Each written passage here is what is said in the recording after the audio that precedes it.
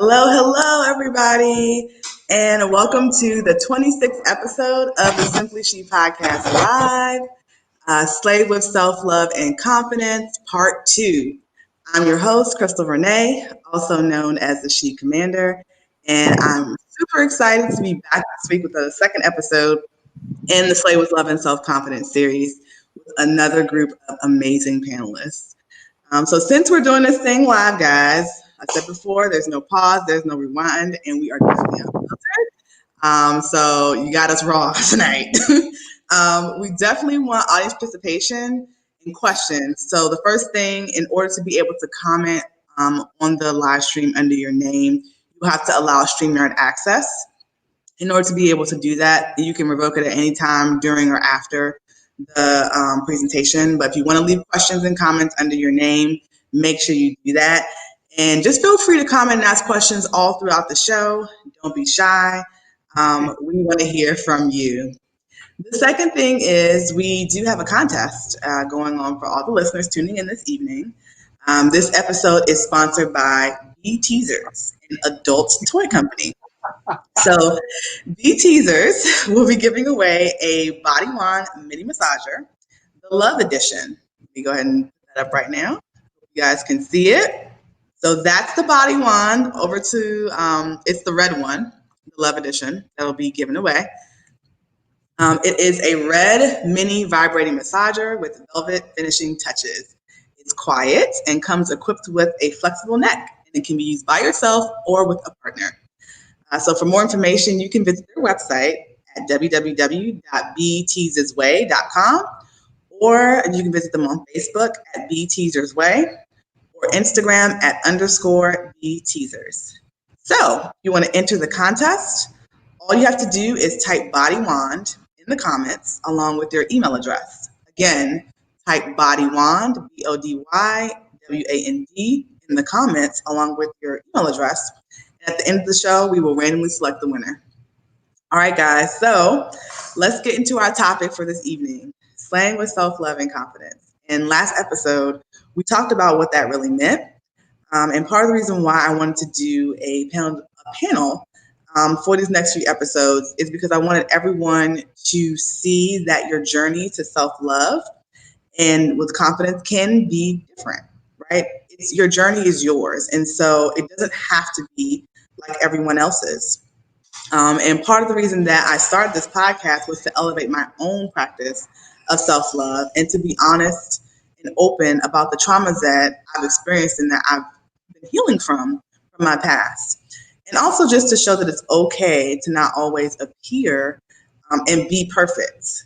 And most importantly, it's okay to be who you are and just be confident in your own skin, your own knowledge, your own skills, and your own talent. So this evening, I want to introduce my panel to you all. I have 3 experts in their own right on the subject. I have Carla Carriera and Latoya Smith. Hey, guys. Hey, everyone. Hi. Hi. All right. We did have a third panelist, Melanie Schipper. Unfortunately, she's unable to join us this evening, so she will be on a later show. All right. So I want to start with Carla, and let me tell you who Carla is. So Carla Carriera is currently completing a master's in sexology and a PhD in psychology, honing her leadership skills as an assistant for the Somatic Experiencing Trauma Institute practitioner's course in Belgium, evolving her movement theater therapy group classes, and writing a semi-autobiographical novel about intergenerational trauma, grit, and resilience in a context of immigration and intercultural experiences. She is a somatic experiencing practitioner and sex and intimacy coach, available for somatic-based therapeutic coaching, sex and intimacy coaching, and translation and copywriting services. So welcome, Carla. Can you give the listeners a little bit more of a background about you, what you do, and how your experiences relate to self-love? Thank you so much for having me. It's such a pleasure to share this journey of healing, which for me has been a number of years to get here. It is not an overnight journey. And so I would say that my journey towards somatic experiencing occurred in a group therapy context where I was a client in this women's center. And it was the place where I really came to find acceptance around different aspects of the healing journey, finally accepting things like anger and resentment, things that I had tried to bury. And it was a place where I found sisterhood, and I found community, and I found understanding. And so in that context, it makes perfect sense that somatic experiencing would flourish, because so much of the therapy is about added self-awareness, but also activating different parts of the nervous system, which helps to release the tension that had been there before, and to create completion to a trauma response or a stress response. So that's a little bit about somatic. And then studying psychology, I'm just so fascinated by the way people relate to themselves and to each other, and how is it that we find common languages of connecting verbally and non-verbally, and how do we find and maintain deep intimacy. And so I've just been doing a lot of research, in part because of my own failed marriage as a result of the consequences of trauma, and really never wanting to make that mistake again, and yeah, that's essentially where it's coming from. It's just this great passion to want to bring people together, and that people have the skills to stay together because they know themselves and they know how to interact in a way that feels emotionally safe. So that's my great passion. Okay, perfect. I know we talked before. You talked about what you're doing or what you're studying as a way to like reduce stress and bring the body back to homeostasis. Can you talk a little bit more about that? Yes, I would love to. So somatic experiencing is a type of therapy that focuses on uncompleted trauma or stress responses. So the fight, flight, freeze, or fawn. Going back to the animal part of our brain, not our prefrontal cortex where we make rational decisions, but the back of the brain that's all emotional. When we are too stressed, when we live lives that have hyper arousal of stress, and we don't spend time going back to the body's natural homeostasis, it stays on high alert. And so it stays in the sympathetic, where you're constantly tense and you're waiting to fight or you're waiting to run away. And that causes a lot of both short and long-term health consequences. And so a lot of somatic therapy is about becoming aware of those sensations, and kind of being curious about it. And then from the practitioner side, kind of playing with different touches or different movements that can create that discharge response. The idea is that the body goes back to having kind of smoother waves rather than being spiky, like you're relaxed, and then like all of a sudden something happens, you're late, and it triggers all this stuff, and you're in high alert. So the idea through this therapy is to have smoother waves, so that when stressful things occur, one's capacity to cope with stress is wider, and so it's not as spiky. And I have forgotten the second part of the question. Homeostasis. Did I cover that? Yes. Yeah, and so this is where trauma can really rear its ugly head, because if one is consistently in a state of high alert, and the body gets used to not going back to a state of relaxation, we're less capable of responding from the prefrontal cortex. We're much more likely to be reactive rather than responsive. And that's why I see it as such an essential part of mindfulness and self-awareness, that we know exactly what is happening in our bodies. If we're having certain cravings, if we're having certain urges, and kind of understanding where that's coming from and being curious about it rather than being judgmental. And how it relates to life in general, and just integrating this practice of stress reduction. which I think is so essential to our mental, physical, emotional, spiritual health. And we just do not give enough space for the body to come back down from these moments of stress. That for me is one of these essential kind of beautiful points about the therapy, is that it's about the stability of coming back down. How to do that? So there are a couple different techniques, but a lot of it is about introducing touch, like how does it feel to hug oneself, like if you just breathe deeply as you hug yourself and to contain the stress. How does it feel to push out the stress? So it can include like movement, movement out. If you're stressed and you're just like, or like an oh, and it's a sound of like frustration. There's one that Peter Levine, who created somatic experiencing, that he loves to do, which is this voo sound. And it's just, you deep breathe and then you go, voo. And there's something about that frequency, even now, just with a few seconds, where it's like my voice desires to soften. So it's using these tools to interrupt what would be this typical stress response of being spiky, can really, over the long haul, have similar effects to meditation and other mindfulness techniques.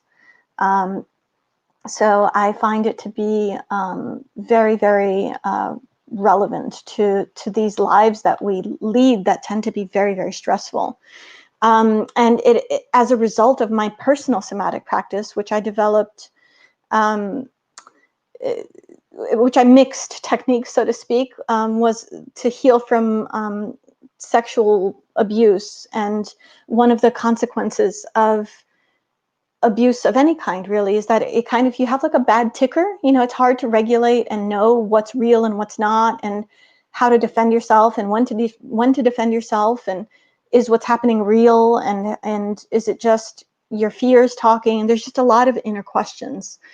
And so one of the things that I developed as a result of meditating and entering into somatic practice was something that I call sacred masturbation, which is a process by which I would interact with people that were of romantic interest, and then I would go home and I would create kind of a ritualistic environment with which to explore myself.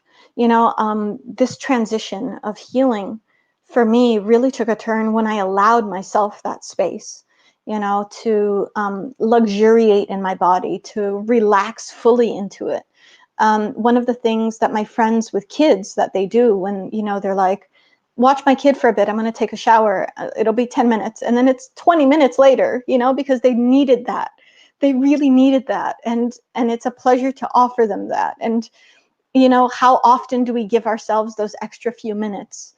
And not often. That's kind of, and it's kind of, we need to create these spaces where our being has space to breathe and release and let go.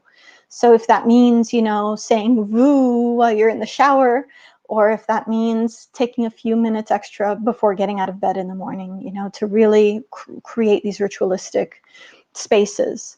And I did that with the sacred masturbation, where I essentially became this two-part process of noticing my body, noticing, for example, if I recalled the moment I had with a person of interest, I would note, am I turned on? Is there something about this person and what they're saying or their body language that feels uncomfortable or incomplete or unhealthy? And then I would try to actually masturbate and see, does my body respond to this fantasy or to this picture I have of this person? And then if it didn't, I would then kind of ask questions about the process.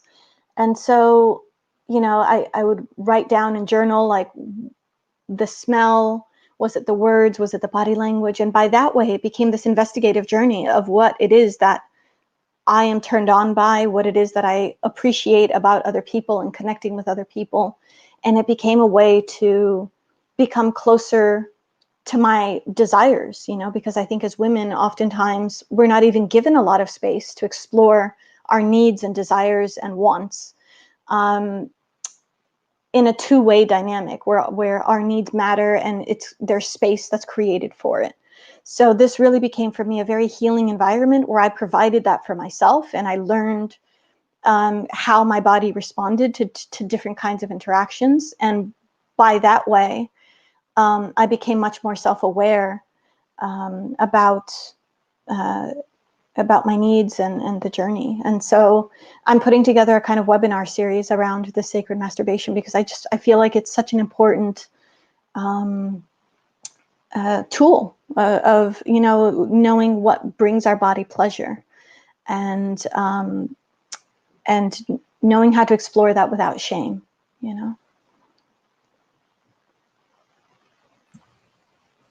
Oh, thanks, Carla. I do have one more question. So what would you say in terms of when you work with clients is like maybe the biggest hurdle that you see when it comes to people loving themselves? Yeah, so that's a great question. One of the biggest hurdles I see is that there's a lot of influence from the outside. We're given so much messaging about what women should be, what people of color should be, what these identities that we hold, what mothers should be. I had a friend of mine, she's in an open marriage, and she felt this judgment about just wanting to go out to have sex, because she's a mother and she's supposed to be beyond this aspect of wanting sex just for sex sake. And part of her journey was accepting that this need was still there regardless of her being a mother, and that it was even amplified as a result of her being a mother, and that was okay. And so with clients, what I often see are these interceptions of other people's opinions or societal training that really interrupts the flow of self-awareness and self-love.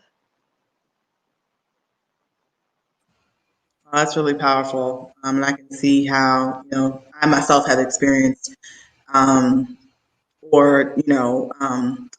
guess, taken in what I felt society thought was proper and good. I let that influence my life. So I can definitely see how that would be one of the biggest hurdles when working with folks and trying to get them to kind of accept who they are and be more comfortable with the intimate side of themselves. So. Well, thanks so much, Carla, and tell the listeners how they can reach you. Give them your social media handles and websites and all that good stuff. Of course, yeah. My website is carlacarriera.com. That's CarlaCarreira. And you can book a free 30-minute session with me through the website, through the Calendly link that's on the website. And I'm also on LinkedIn, and that's all connected through the website. So carlacarreira.com. Yeah. Perfect. All right, guys, I do want to remind you that we have a contest going on. And for those of you tuned in late, B Teasers is giving away a Body Wand mini massager. I'm going to put it back up here so you guys can see it one more time. There it is. It is a red mini vibrating massager with velvet finishing touches.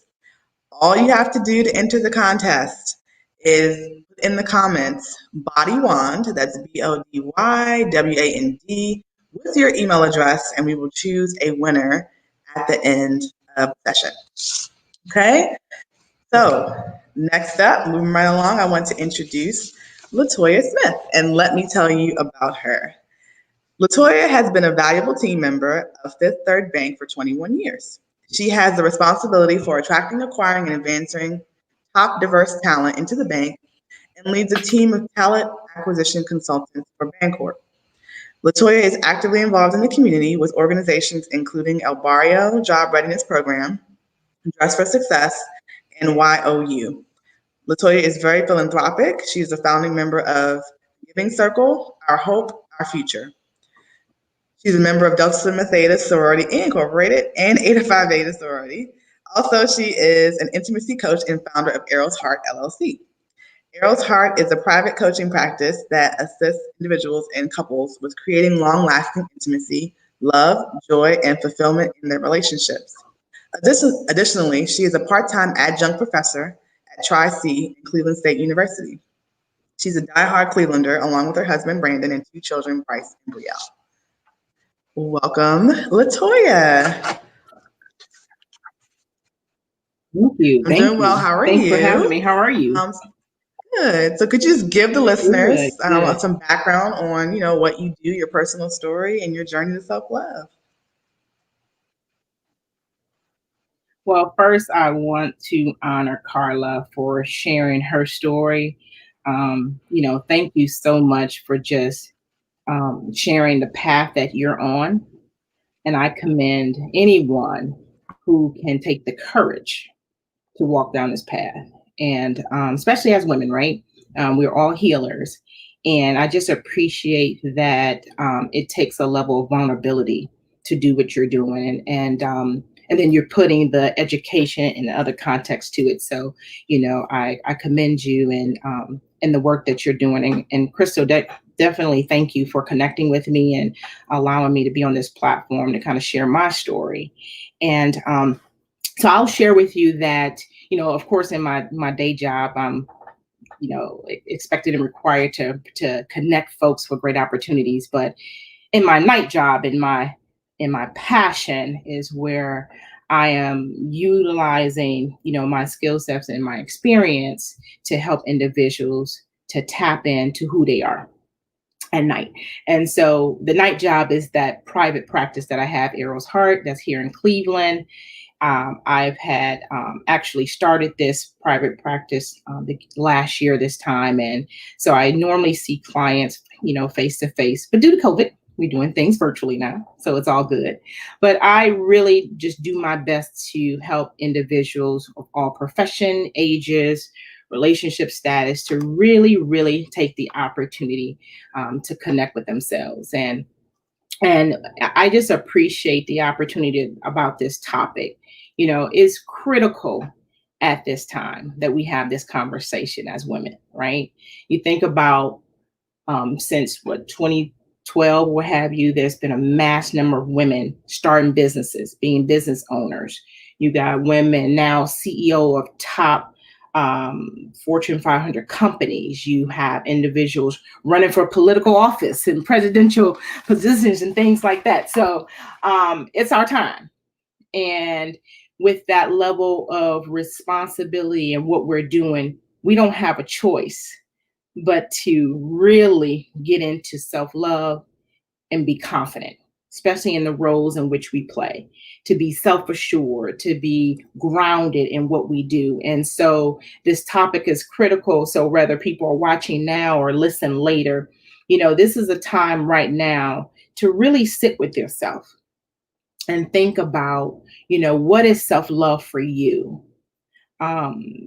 Assess where you are and, the things you're going to do. So I'm going to talk a little bit about my 5 Ps in a minute, but, my self-discovery came about maybe 15 years ago. And where I define self-love for me right now is fully loving myself, all of me, without judgment, without assessment. And that is a big order, a big task, because I'm contending with that every single day. We can be our worst critics. So, self-love for me is really accepting my flaws to my draws, right? I'm accepting all my lumps, my curves, my bumps, my dimples, my cellulite, all those things, and it's fully accepting me. But also self-love for me is teaching or retraining others how to treat me, right? Because we're ever so evolving. Accepting myself for who I am and who I'm ordained to be. Self-love for me is knowing my worth, and knowing that I am enough, I am loved, and I am worthy.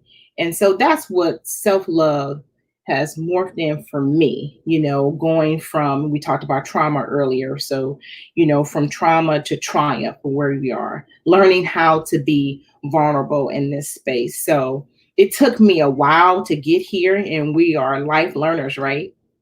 And so I'm just very, very happy in the direction that I'm moving, and definitely want to bring others along with me on this journey. So, maybe 15 years ago, if you really think about, I'll go back further than that. So I don't know about you, but when I was in my 20s, I was cold. I'm degreed, I have my master's, I'm just dope. You can't tell me nothing.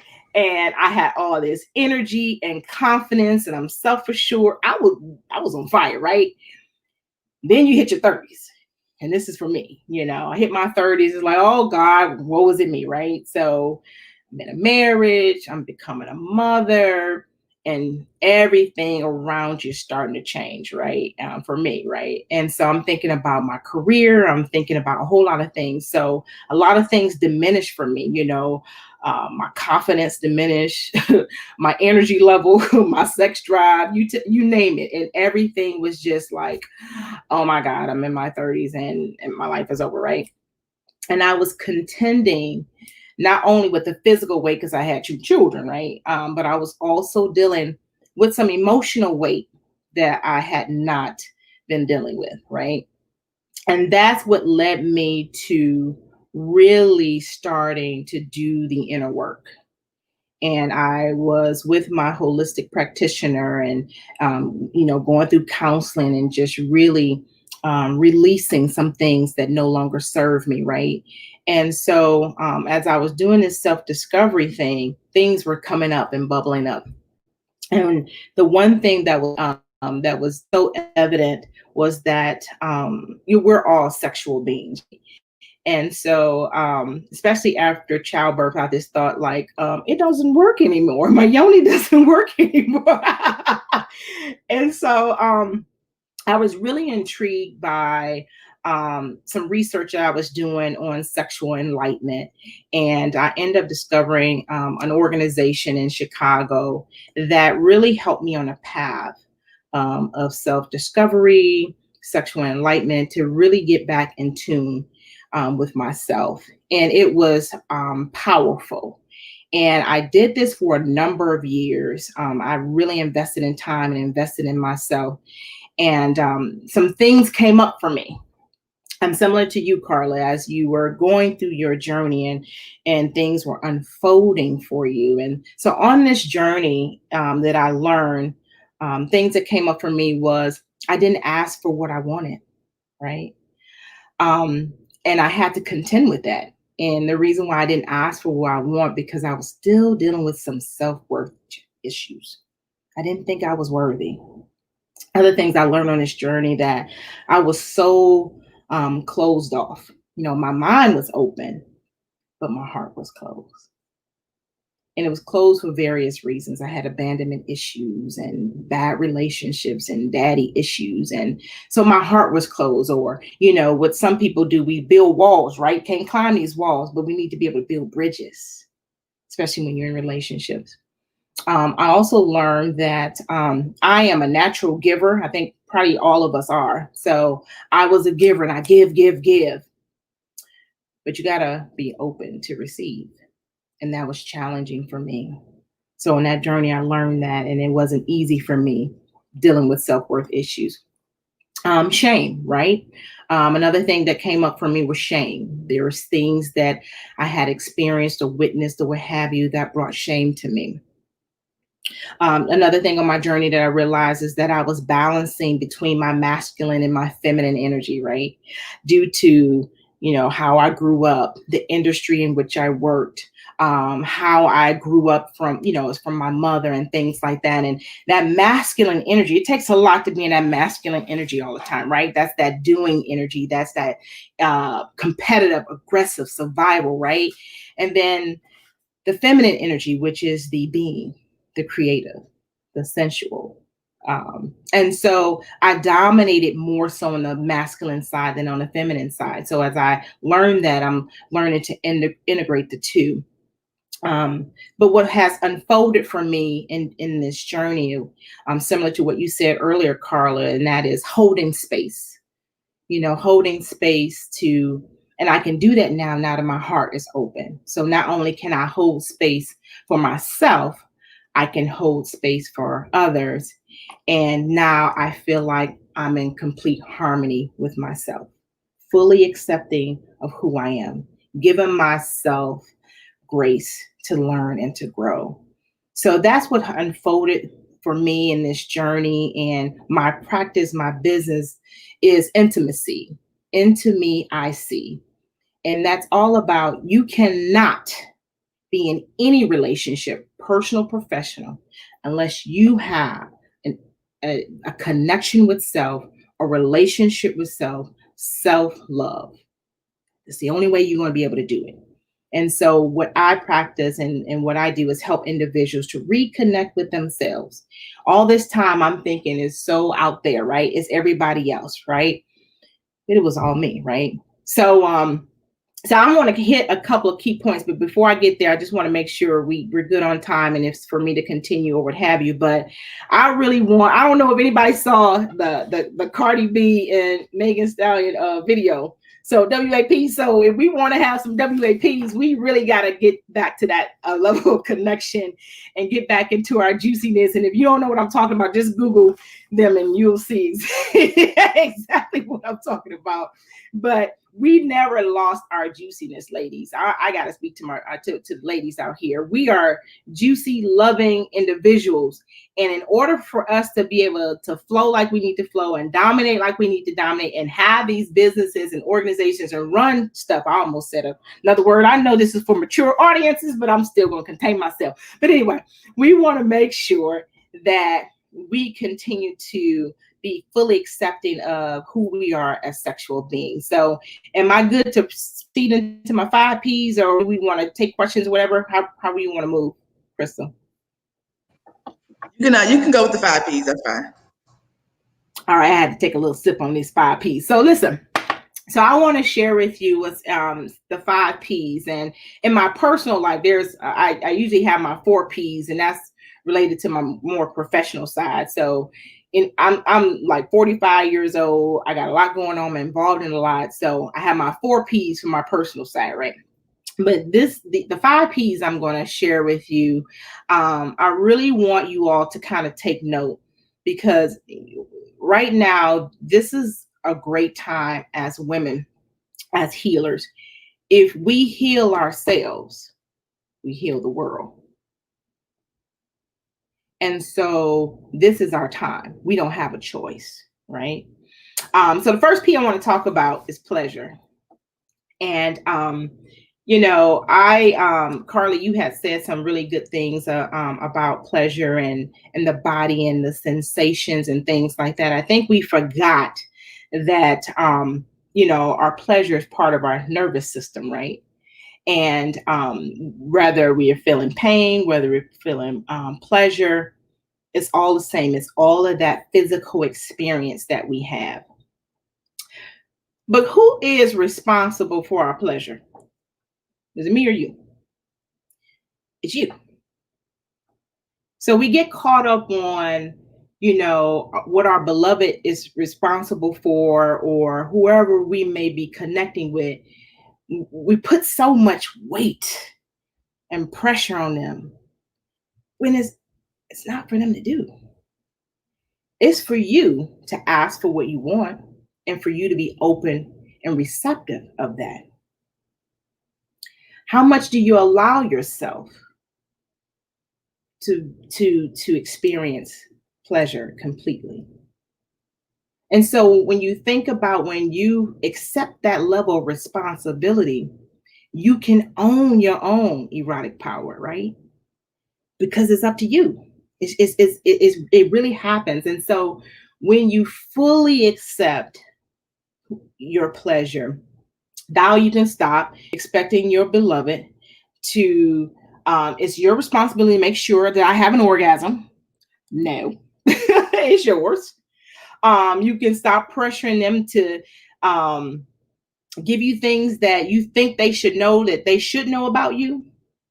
It's up to you to share, right?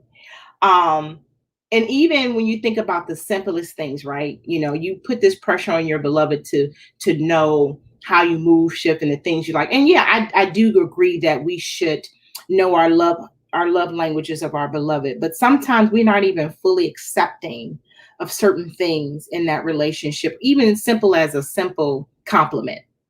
Somebody can say, you look good today. And you be like, oh, my hair is a mess. Oh, I don't look great today. Instead of being fully in gratitude and to thank that person. So we can stop blaming them for even not knowing what we want. We're evolving every single day. Today, you might want a donut. Tomorrow, you might want a muffin. Today, I may want to wear red. I might want to wear black the next day. So it's really up to you to really kind of learn and articulate what it is that you want, but it's also your responsibility to share that with your beloved. So the first P is pleasure, right? So the second P I want to talk about is permission, right? So think about that. Do we give ourselves permission to experience pleasure? Our bodies are made for, it's the instrument of being that sexual pleasure, but sometimes we hold ourselves back. We are our own worst enemy, and we don't even give ourselves permission to have sexual pleasure. Sometimes we so up here, right? Versus here. And I get it. I was that person. I'm speaking. What I'm sharing with you all is from personal experience, right? So the reason why I wanted to do this work, because all my life I've had these feelings and desires, what have you. But subconsciously, I'm thinking about, well, I was told this. The church said that. Mama said, don't do that. Don't touch that, right? So we got all these subconscious things in our head, and that no longer serves us. And we so clouded, right? Can't even think because you got all this stuff. Your body is saying, hey, honey, listen to me. I want this. And your subconscious mind saying, but you know, you nasty, right? That's nasty, or that's dirty or what have you. Sex or sexual pleasure is wrong, right?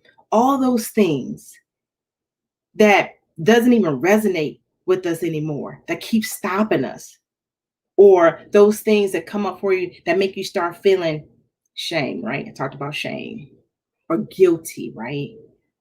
Or selfish, right? And all of those causes blocks. You can't even get to the bliss, the sexual bliss, because you got all these blocks. Or, I'm a good girl, good clean girl. I'm a good girl, right?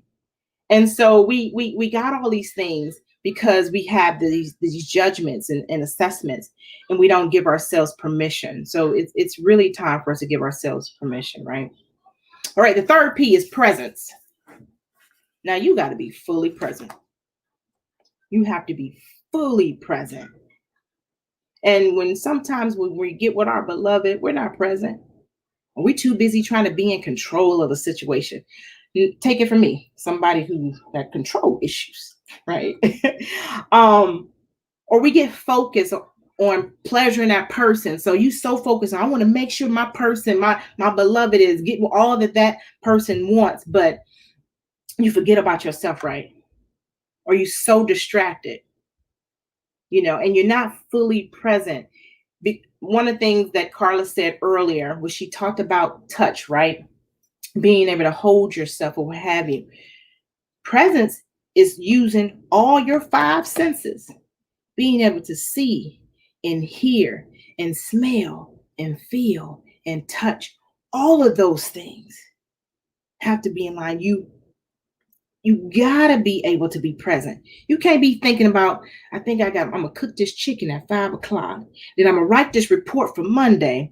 And you all in the moment, right? You're supposed to be with your beloved. You thinking about what reports you gotta write, or you gotta think about what you gotta do in the next minute. And then you wondering why, I can't have an orgasm, because you sitting up here thinking about a damn report. You thinking about frying some chicken, right? Blocks the bliss, right? Or you thinking about, the last time I hooked up with so-and-so, they gave me this feedback or whatever. So you got all these things, right? It's about being present. Physical intimacy leads to emotional intimacy. So if you want to be fully connected with your beloved, you got to stay in the moment. So I'm just going to give you a couple of quick tips. Have you ever thought about this? Set your intentions before you connect with your beloved.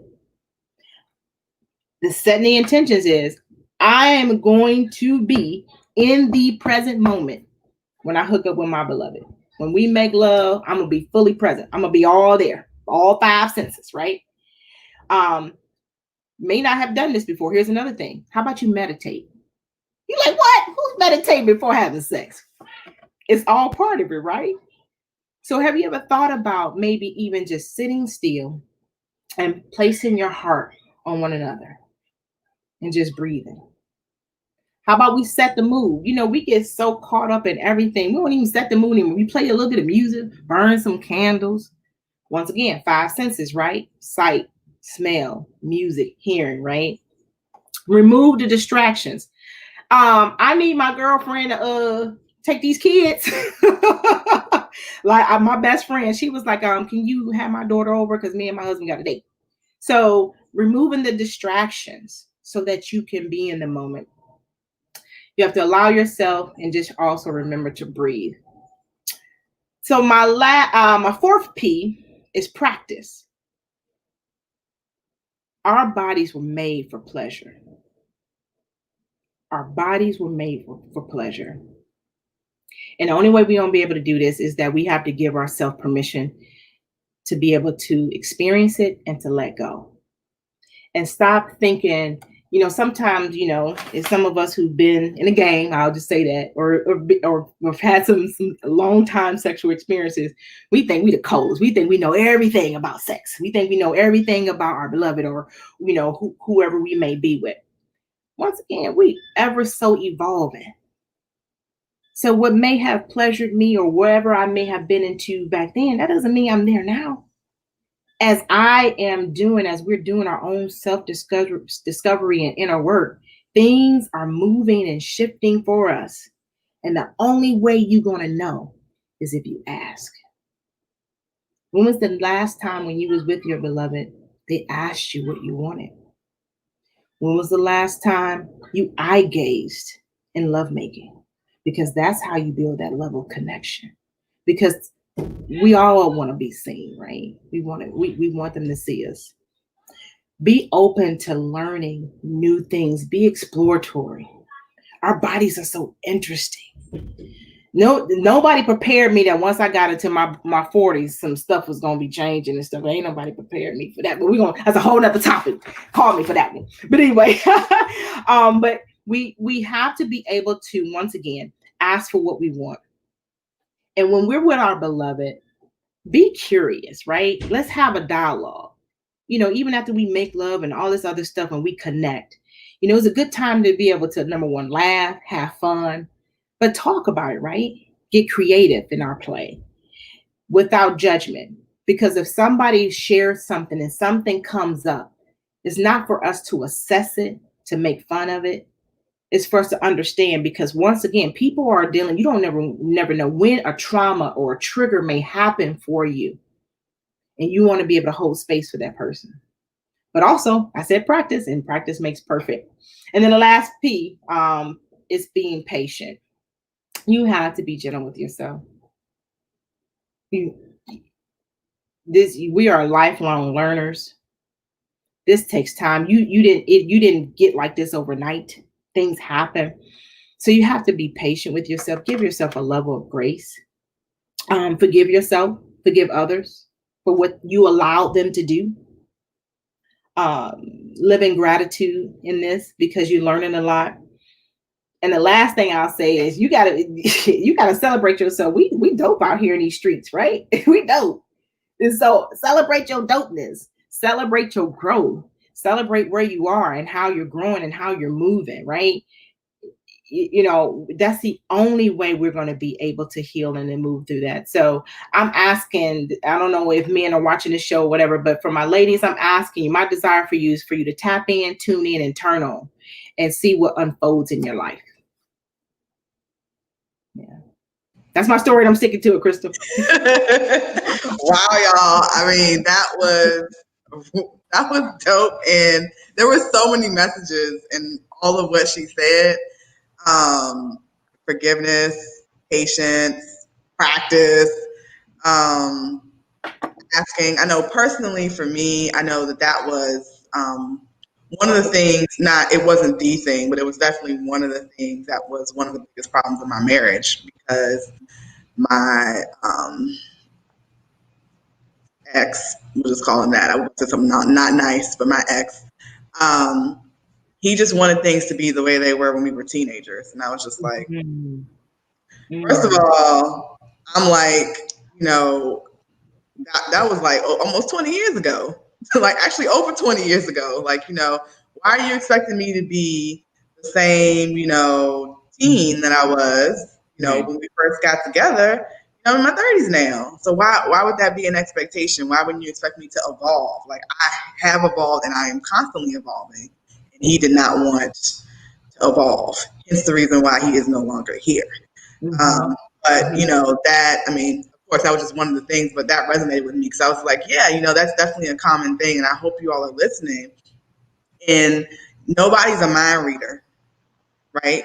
So nobody can read your mind. And if you're not communicating what you want, and most importantly, what you need in any relationship, or just for yourself, right? We're talking about self-love, because how you love yourself and how you ask for things, that's how you teach others to do so, which is what you were saying. And if you don't speak up, you don't say anything, you're teaching them to ignore you, in a sense. And by default, you're also ignoring yourself. But there were just so many things. I know Carla wants to jump in and say something. So that was great. Thanks. Thank you. Thank you so much, Krystal, for putting this together. I could not think of a more complementary pair, because there's so much overlap in the beauty of what Latoya has been saying, with this beautiful combination of somatic. And one of the things that came up is around this beauty of co-regulation. So the Gottman Institute, there's this famous therapist that studies divorce and whether couples stay together. And he did this study where he was able to get with 93% accuracy whether a couple would stay together or divorce within 5 years. And he did that by watching the way they interacted and measuring different aspects of their body, the blood pressure, their heartbeat. And they were able to pinpoint that some people, they were together with their partners, but they felt in their bodies, they were in a fight or flight stress response, as if, so it's like they were together with this person, but their brain was responding as if they were facing a saber-toothed tiger thousands of years ago, So this whole practice of slowing down, of this tantric practice of creating ritual and creating presence with yourself and with another, and this vulnerability of asking for what you want and creating that back and forth dialogue, it really sets up the body for this beautiful process of co-regulation, where you can really slow down the stress response, and it changes your health completely. And it's actually one of the benefits of somatic therapy, and one of the things that as practitioners that we do is that we mirror these social cues that signify this acceptance, that signifies this in Spanish we call it acogimiento. It's like this baby hug, this hug through words. And so I really just so appreciate the storytelling narrative that Latoya went through her journey and through the 5 Ps, because it really kind of coalesces really beautifully with somatic. Yes, absolutely. So Latoya, please tell our listeners really quickly how they can get in touch with you, give them your social handles, give them your website. I know we probably have a couple of folks that want to get in touch with you both, so go ahead and drop those. So the website, not there yet. However, you can email me at Eros Heart, which is EROSHEART 202 @gmail. Also, I'm on Facebook, have an Eros Heart Facebook page, or Latoya Smith. You can follow me, or on IG. I am so open to connecting anyone who's interested in having more dialogue around this topic, I feel that my passion and purpose is for us as healers to continue to heal others, right? So I am open to have more dialogue. I'm so grateful to have met you, Carla, and hopefully we can continue to connect. I'm very interested in your work, but I'm definitely interested in individuals just really, really doing the inner work for healing at this time. And even more so, it's more so critical. If you don't think about it, COVID, even though COVID has caused havoc in the world, but it's really caused us to really slow down and for us to really think about what matters most and to tap in. So that's what I would say we use this time for. Yeah. Recovery. Let's do it. All right, guys. So now what I really want to do is take some questions. So if you haven't typed in any questions, people have been commenting the whole time, but please put some questions in the chat box so that we would love to hear from you all. If you have any questions for Latoya or Carla or me, go ahead and type them now. We're going to give you a few seconds. Y'all have been like paying attention to the content because it's so deep, so dope. So y'all have to put these questions in the comment box. So let's see if you have some questions from our listeners. Oh, thanks, Georgette.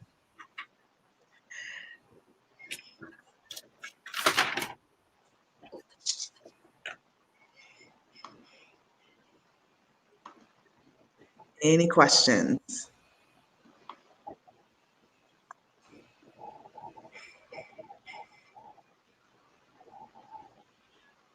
Tell them don't be shy. Right. Don't be shy. It's their time. Don't be shy. We're be shy. all adults. We've been waiting. This is the moment we've all been waiting for. and no questions is off limit. Yes, go ahead. Drop them in the comments. This is a grown folks show, so no questions are off limits. Okay, so we have a question that came in. What do you feel has been your biggest lesson learned or biggest triumph?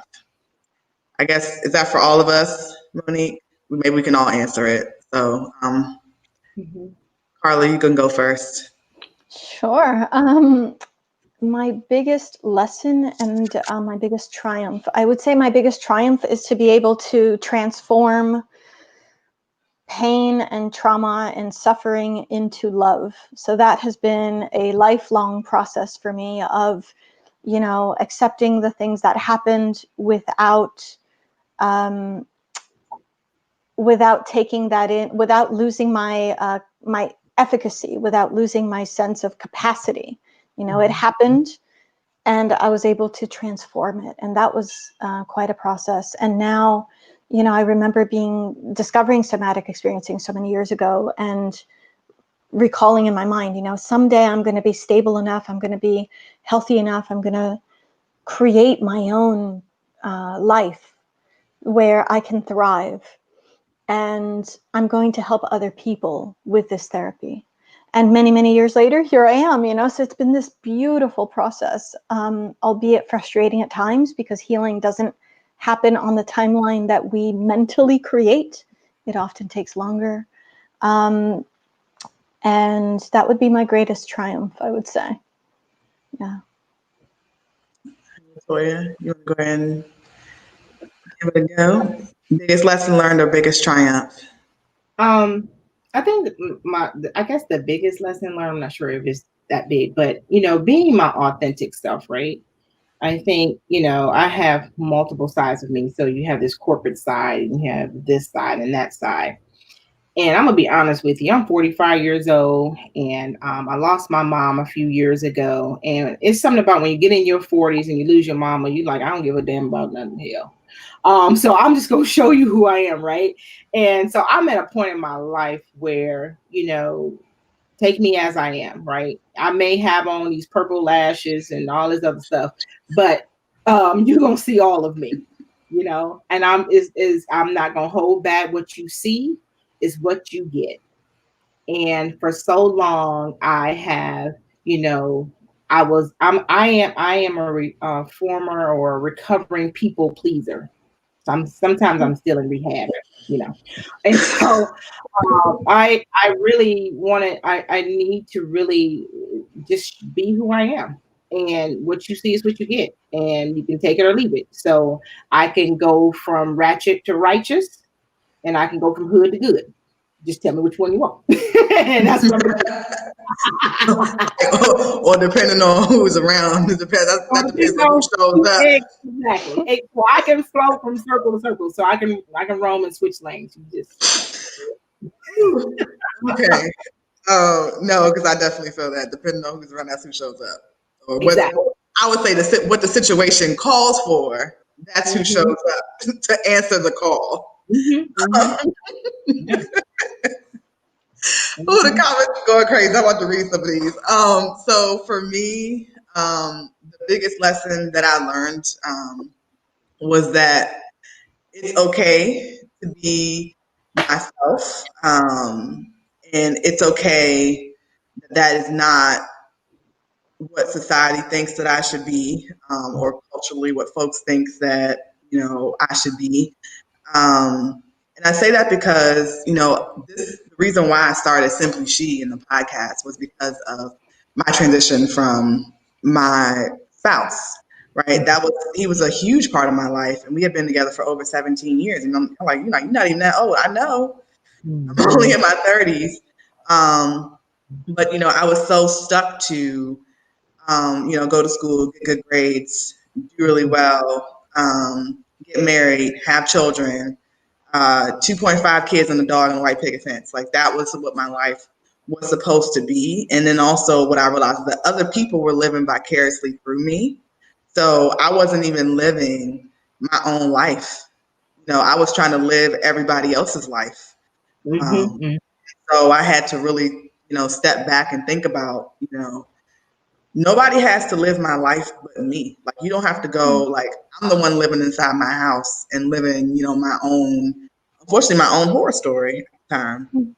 Right. So, it really took a lot to be like, okay, this is not okay. And I need to change my narrative moving forward. If I want to live my best life, then something has got to change. And just being okay with no matter what everybody said, being okay with losing friends, being okay with losing family, quite honestly. And, just being and knowing that I was going to be okay. I think that was the other piece of it, right? Because there's always that fear that if you change something, something's going to go horribly wrong, go horribly to hell, and your whole life is going to be upside down and you're not going to be able to sustain. And so it was kind of like that was all in my head, guys, because I was doing just fine. And when I took a step back and looked at what the situation, I was actually already living on my own. Just I had someone that was occupying my space pretty much.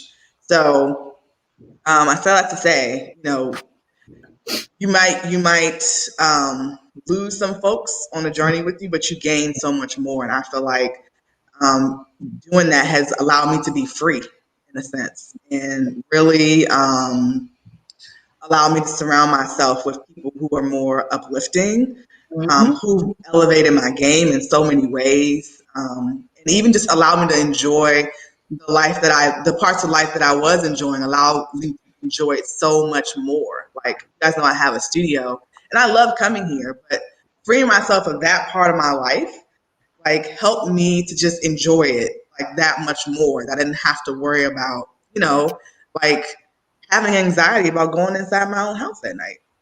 So I think the biggest I still have to say the biggest lesson that I learned is being okay to be and do what you need and be yourself. Right. So I know that was a lot, but that's my biggest triumph, I think. Biggest triumph, biggest lesson learned. So we got some more here. Hold on, I want to skip anybody. Hold on. Let's see.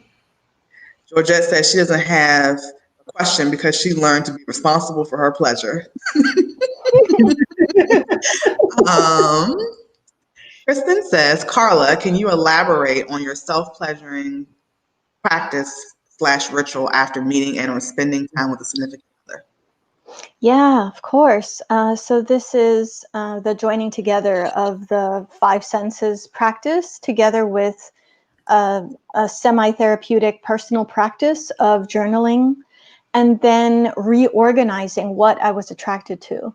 And so it started off with replaying a scenario that I had just lived in the private space in my bedroom, and creating a ritual for feeling safe in my pleasure, creating a practice, a meditative practice around this is my time to understand whether my body even trusts this person, and understanding what I might need to trust them. So it was an exploratory process where I would attempt to masturbate to a replay of something I had lived with someone else. So that might mean a kiss that I had with a person I had a crush on. And afterward, he said something to the effect of, oh my God, I don't even know why you're with me. I'm so unworthy, you know? And that for me was a massive red flag of, you know, him feeling unworthy. And I notated that in that particular session of like, I want to ask a follow-up question. Could this be indicative of him not living in his integrity or not living in his wholeness as a human? And so I would often write these questions based on body language or things that were said.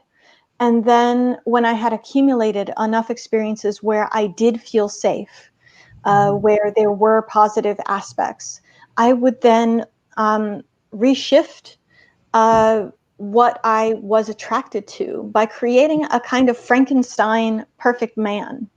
I would take one person's touch, one person's caress on my arm, one person's oral sex, one person's kiss, one person's hug, and I would take these different dates and these different experiences I had had, and I would just sit with, what if I allowed myself to have that all at once, you know?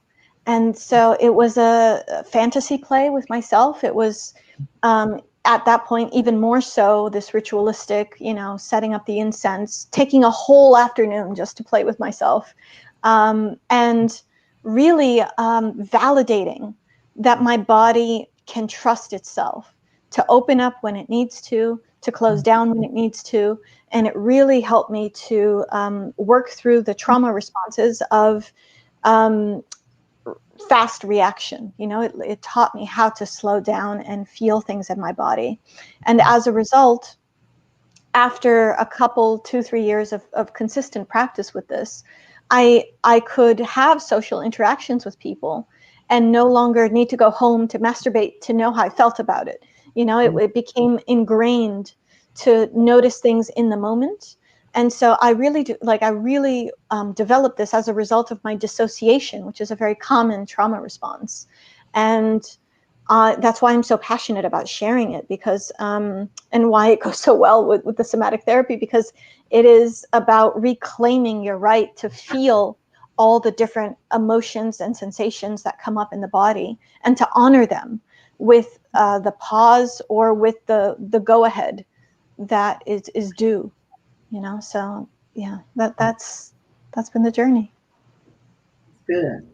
Thank you for sharing. That's Yes, powerful. thank you for sharing that. Monique says, this is to Carla, it's beautiful to make your trials purposeful. She loves that. Georgette, turning 50 is a big point too, 50 and free. And they talking about these t-shirts in the comments. They're like, it's a t-shirt, it's a t-shirt. Ratchet to righteous, hashtag, like hashtagging it. Good to good.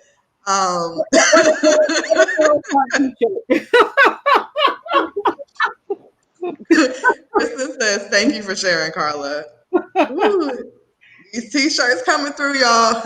Georgette, you'll be making some t-shirts. All right. I received that. I received that.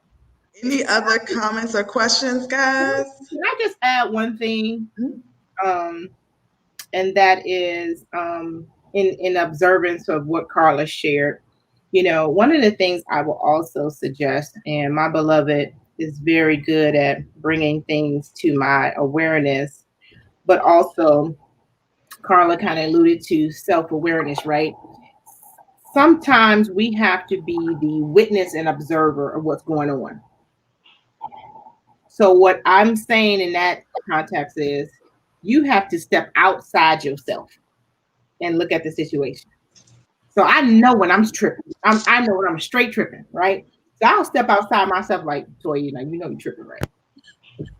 Or you create. And another thing that we do, that we do as well is we create stories, right? We create stories all the time. So prime example, we'll give you a good example. Krystal was calling, let's say, Krystal, you've been calling Carla for a minute. And she's not returning your phone call, but your last conversation was good, right? But then all of a sudden she stopped calling you. Then you call me and say, Toya, I've been trying to call Carla. She ain't answering her phone. Or maybe I said something that she didn't like. Or maybe she just don't want to be bothered with me. Now you don't create a whole story. Now Carla she traveling. That's the reason why she ain't call you back. But you done created this whole story that Carla mad at you from the last conversation, and you think you said something. We do that all the time. And so I have to, in my own self-awareness, ask myself, is it true? And how do I know it's true? Because I know that I will create a story in a whole second. I will go from A and B down to Z, and now I'm in the double letters. So sometimes we have to be the witness and observer of our stuff. and that's why I said the forgiveness piece, this inner work journey, if you're really serious about it, will not stop until you take your last breath. Ladies, we got to be committed to this work. You want somebody to fall in love with you, and you don't even love yourself. You're not even in love with yourself, but you want somebody else to be in love with you. That's right. You want somebody to treat you a certain way, and you can't even look at yourself or see yourself. Don't you want to be seen? So and so this is our opportunity to be seen. This is our opportunity. And I beg of you all to use your voice and to really be who you are ordained to be and walk in your own authentic path and not give a about anybody else, because life is too short. Who wants to be off this earth and saying, man, I wish I coulda or woulda, when all you had to do was have the opportunity to just do it. And if you do it and you don't like it and it doesn't work, guess what? You like, I'm glad I had that experience. I'm about to do something else different, right? Mm-hmm. So let's celebrate our failures, right? Let's have, with my team, I even do this on my professional side. I celebrate failures. What's your aha moments? Because my thing is, that's the best way you're going to learn. When you think about your relationships, thank you. I know the relationship didn't end the way I wanted to, but honey, a mess, that mess was blessed. And now I'm different. Now that I know what I know. And that was part of the journey. And I was supposed to have that experience. So thank you, boo, for messing up. Because now I know me. You just helped me get me to see me. Yes, I'm in pain and turmoil and all of that, but I'm growing and I'm moving. And so now I can fall. I have the space to fall back in love with me. So we need to go back and do some date nights with ourselves. When the last time you had a candlelight bath? When the last time you had an opportunity to listen to some music and let that music penetrate your soul? When was the last time you had an opportunity to look in the mirror and say, girl, you cute, you good, you all right,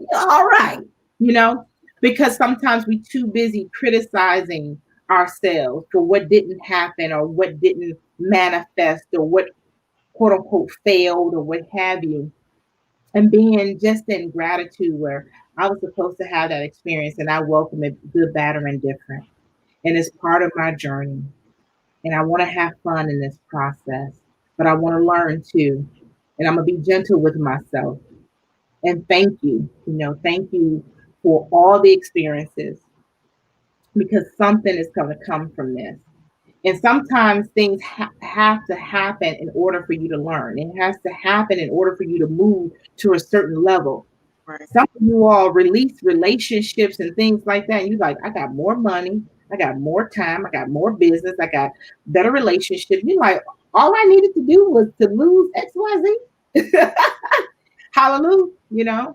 So yeah, give us, just, sometimes you just have to sit in that space and place and give yourself permission to go to P, right? Give yourself permission to feel, you know. I really appreciated how you went into the Byron Katie's 4 questions. You started with the first 2.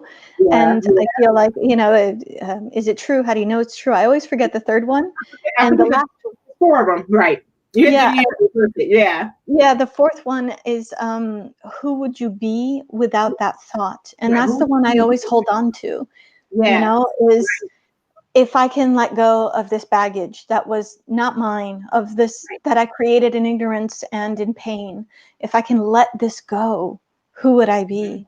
And I think it's in that exploration and that curiosity and that playfulness with ourselves that we really get to the heart of who are we, and living in that integrity and living in that wholeness that is already there, but we're just not tapped into it.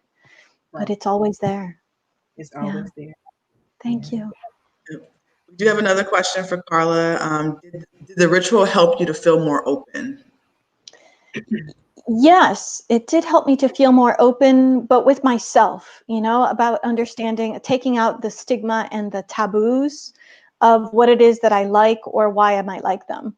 To really accept, that I have certain quirks of attraction. For example, having grown up with an aspect of abandonment, I'm really turned on when someone says, I want to be there for you. I want to help you. Like that turns me on so quickly. And it's just this, it's not a typical thing, but it's an emotion. It helps to heal an emotional wound that is so profound and was so big and so hard to cope with as a child, that as an adult, I find that that kind of commitment is tied to my attractiveness to someone. And rather than say, oh, well, this is just because you were abandoned as a child, like I've learned to accept that as part of my complex web. So it's made me more accepting and open to myself, but it's also created some very clear boundaries that I think is even more important. As an academic, I've studied so many different aspects of healing from so many different directions. And what stays with me is this idea of behaving from an integral self, to be able to hold your ground and communicate and feel and express who am I in relation to this person, in relation to my needs. Am I being honest with myself? Am I being honest with this person about my needs? So I would say that this sacred masturbation practice has been central to defining a line that maybe wasn't there as strongly before, to really say, this is who I am. And if you're not available to provide commitment, I already know that that's what turns me on. So there's not much where else we can go from here. We might as well, it's been really liberating. And I strongly recommend that everybody takes this practice of understanding, because this idea of what turns us on, it's an extrapolation to what we like, who we are, who we want to be, our versions and visions of ourselves. And so I think it's very, very powerful to sit with what brings us pleasure. I think we already know what makes us sad. We need to sit with what brings us joy and really delve headfirst into that with all of our being. Someone, you talked about, Carla, well, I started off and talked about the 4 questions that Byron Katie asked. So I want to go back to those questions real quick because I forgot the third one too. So the first question of Byron Katie, and she's so dope. So if anybody read her or know of her, you look her up. But the first question is it true? The second one is, can you absolutely know that it is true? The third one is, how do you react when you believe that thought? And who would you be without that thought? That's the 4th one. So those are the 4 questions that you ask yourself. Yeah, that's beautiful. Thank you for that. No, I couldn't remember. So I'm glad that you were able to remember the fourth one. So I just wanted to make sure, just in case anybody was interested. And so when I find myself spiraling in my own head, I have to ask myself that. Or when I'm creating my stories, those questions come into play when I'm creating my stories. And so, yeah. Yeah. Okay, so we got another question. From Monique, right? Yeah, you see it.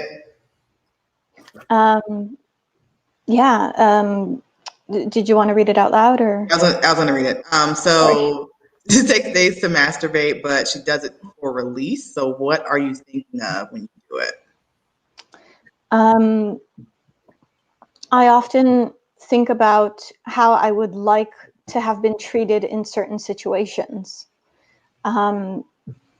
I used to, when I was still in that exploration process. Now I just pull up the image of the Frankenstein I created with my perfect lover that says all the right things and does all the right things. And yeah, it's about using your imagination, because it actually releases a similar amount of dopamine as if it was actually happening. So being able to fantasy play can be really, really powerful. There's a female porn creator in Barcelona, Erica Lust, and she creates porn for women that has storytelling elements that would be attractive to a woman's mind. And so when I was listening to an HBO, I think it was Turned On, I think was the documentary series. And she did a segment, and she was talking about, how women's attraction is tied to this storytelling. So I might begin with playing with storytelling. What kinds of stories make you feel really relaxed and make you feel really good and really open and really really touchy-feely with yourself, and to create an environment that supports you. Not everybody likes incense and candles, If, for example, if someone's kink is like they have a voyeuristic aspect, or they want to be caught or something, like maybe what would it feel like to leave the window shade a little bit open? How would you feel, with this possibility that someone from across the street could be watching you? I mean, so there's a lot of ways to play with how to get to that point that doesn't have to be this romantic candles scenario. Okay. All right, ladies, do we have any more questions or comments? I'm not sure who, the masturbation thing, and because the thing is about slay and self-love. Slay and masturbating. Slay and getting in touch with yourself. That's important, because how can you teach your beloved what you want if you don't know what you want? And so it's very important that we take time to connect with our yonis. And yoni is Sanskrit for sacred space. That's the same as your vagina, whatever. And so it's important, ladies, that we have a conversation with her, and we connect with our yonis, and we touch her, and we talk to her. And she tells us a lot of stuff, like, don't do that. I don't want that. And I want this. But we don't take the time, because of all of our domesticated thoughts, unconscious blocks to bliss, that doesn't allow us to be connected to her. And so I will tell you, self-love, part of self-love is self-pleasure, right? And understanding your body, loving all of you in your body, and getting to know. So that also getting to know your body, you know exactly when she's not well, or when she wants more of something. So we have to pay attention to our yonis, and treat her well, because she's precious. She's precious. I love it.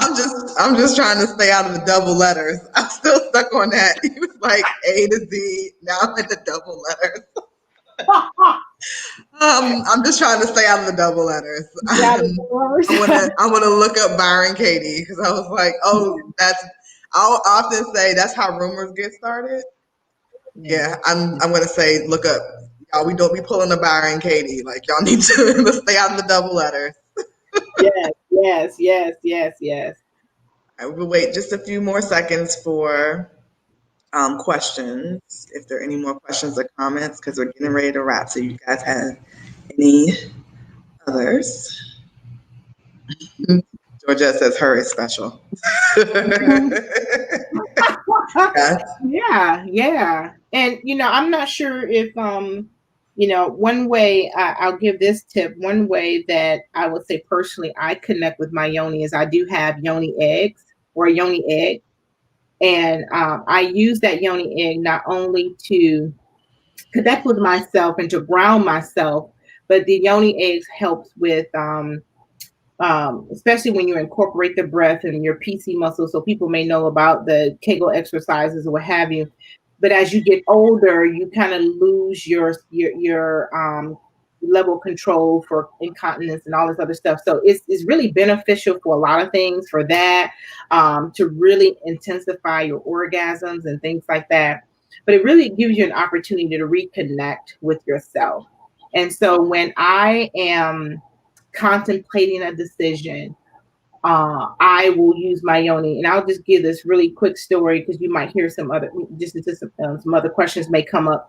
But I have control issues.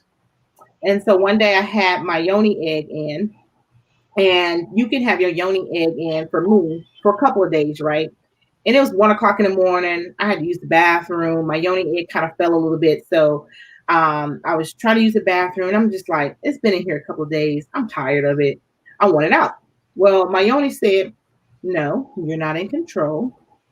I don't want it to be released. So I'm up there. I'm trying to get this yoni, and I know how to get my yoni egg out. So I can move a certain position. I know how to get it out.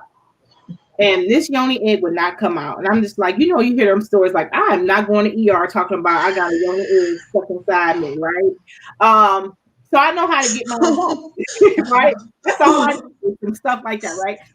So I'm frustrated, right? I'm frustrated. It's 1:00 in the morning. I'm sleepy as hell. And this thing won't come out, right? So I use the bathroom, wash my hands, and I go back to bed. Now I'm angry, right? I go back to sleep. And clear as day, my yoni said, you are not in control. I got this. So the next day I go on by my business, and I went to the bathroom, and it fell out. And I normally can tell when it's slipping or what have you. And so I'm in the bathroom, it slips right on out. And I learned something at that point, and that was lose control. You are not in control. And that's my problem. And so things will happen. You will have these experiences where it's really time for us to really slow down a little bit and pay attention, right? We're given certain signs and things like that for us to alert us and to pay attention to. So it's really that time to listen, but listen to her and respect her because she's so dope. That's all I can say. No, that's the main reason why I like that Cardi B video, because it's like that. She's so dope. I think we got another t-shirt, y'all. I think we got another Right. All right. So I'm not really seeing any more questions. So we're just going to go ahead and wrap. So can you guys share your social handles and our websites one more time, please? I'll start with Carla. Yeah, of course. It's carlacarriera.com. That's CarlaCarreira.com. So you can reach me via email, erosheart, EROSHEART 202. I have on the shirt, so that's Eros Heart. I'm also on Facebook, Latoya Billup Smith. You can reach me on Facebook. I'm willing to connect and have additional conversations. Website to come. But just thank you, Krystal, for allowing me to be in this place, in this space. I did not know you until a few weeks ago when we connected, when you asked individuals to have a podcast. I do have a podcast as well. You do yours weekly. I do mine when the spirit hit. So I do have a podcast as well, Arrow's Heart Podcast. So you can follow me there on Anchor, what have you. But Carla, thank you so much. You really resonated in my spirit. And then Krystal and I have a new place to go in Spain. So we got a new home to visit once COVID is over with. So we'll probably do a joint trip and come and see you. So it's always good to have international resting places. So thank you so much for this platform. And those who are watching, whether they're watching Facebook Live or eventually listen to this podcast or listen or watch on YouTube, many blessings to you all who takes the time to listen to this. If you end up listening, it's because it's your time. And so we challenge you to tap in, tune in, and find out what turns you on so we can just rock out in this world while we have this lifetime. Absolutely. Thank you for that, Latoya. So for more information on our panelists, how to contact them, and to connect with them, you can click on the link in the show notes for this episode. This is episode 26, Slay with Self-Love and Confidence, Part 2. And the show notes can be found at isimplyShe.com/podcast. Again, that's isimplyShe.com/podcast. If you'd like to join a collective of women dedicated to being empowered and being their best selves, join the She Army Facebook group community, and that link is also in the show notes. So I hope you guys have found what we shared today to be very helpful. And remember, you two guys can conquer if you slay hard every day.